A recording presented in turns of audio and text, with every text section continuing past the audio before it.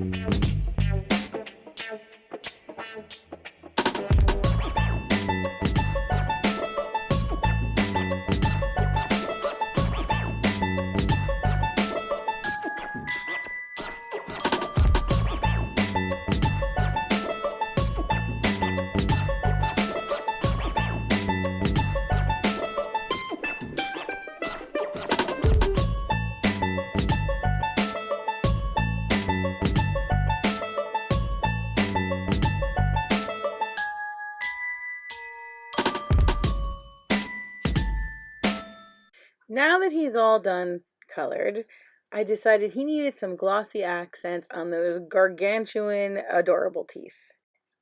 After I was done putting it on, I needed to smooth it out a little bit. There were some spots that I didn't fully get, so I just used the pin that I usually use to shove down to get the glossy accents to come out, and I just used it to move it around a little bit and get some of the bubbles gone. How cute is he? I'm going to set him aside to dry, and then I'm going to fussy cut him out. Next, I'm going to try a new technique that I saw Jennifer McGuire do. I will link the video down below on how to get your sentiment strips straight. I struggle with this so much. I've tried all kinds of things. I can't seem to cut them straight. I can't seem to stamp them straight. When I saw her video on how to do this straight every time, I quickly earmarked it and went through all the steps and made my own templates the way that she went through it. You got to check out this video if you have trouble, like I do, making sentiment strips straight. I essentially used this template that I made following her steps and keep them in a little container. I have different sizes and stamp them, boom, straight.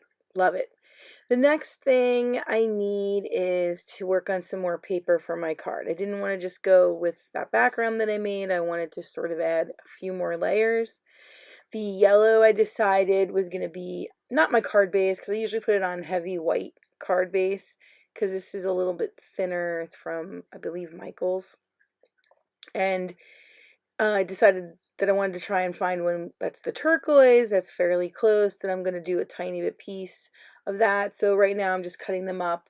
I always cut my cardstock in sort of card base size, and then I put them in a bucket that I have for all card bases of colors, and then I cut one of them down into the sizes of the scraps that I might want to do. So this I cut down, and because I'm going to do one across, and I went and got some gray to kind of bring the gray of the donkey back in, and I'm cutting that one down the same way. I cut it into a base size, an A2, and then cut the strips that I need. So I think the blue is 2 inches, so I left I believe an 1/8 of an inch on each side of the gray. So I took my VersaFine, and I'm gonna do like watermarks to get this little graduation cap stamp that I have. You can't really see it in the video that well, but it's leaving like little watermarks so that you can kind of see it. It sort of reminds me of some, pattern paper that I've had before.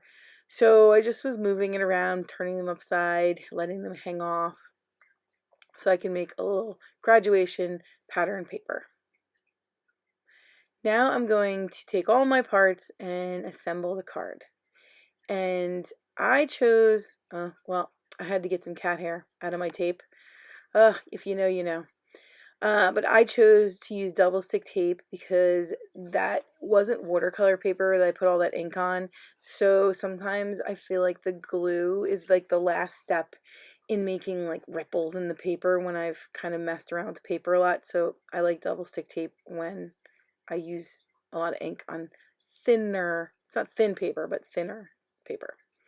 But then I used glue on these papers because I didn't add a lot to them. So now I'm just assembling it, trying to get it straight. I did not go with any card template. This is just kind of cards I kind of have seen before, right? It's a pretty go-to design. So I'm just kind of going through the steps. And now here, I had found that because of those cards, I didn't want to pop it up, but I needed to get a little bulk underneath the hat so that it laid a little flat. So I took some paper, some scraps, and just glued them together, I believe 3 layers, and then cut it a little bit in the shape of the hat with that little point, and then glued it on the top. So I kind of made my own very thin sort of foam sticker, sort of. I didn't want it to pop it up. I just needed it to kind of lay flat. So that's what I do when I need that. And now you're going to watch me mess up the tassel. That tassel was hanging on by a thread, literally, and I pushed it too much, trying to get it glue, and there, broke it. But I pushed it back. Nobody knows. Nobody will know unless you watch this video. So my other little tip is I took some, I have this foam that I got, because that one the sentiment I want to pop up. I got somewhere, and it's like a outside, and instead of throwing it out, I just cut it and used that outside part too. All right, so 4 parameters. We got a card for a student, graduation card. We got colors modern. I went with Andy Hall's soup cans. We got clothing. He's wearing a graduation cap. And we have blobbies, which I used a stencil and made a blobby background. Thanks so much for watching. Have a crafty day.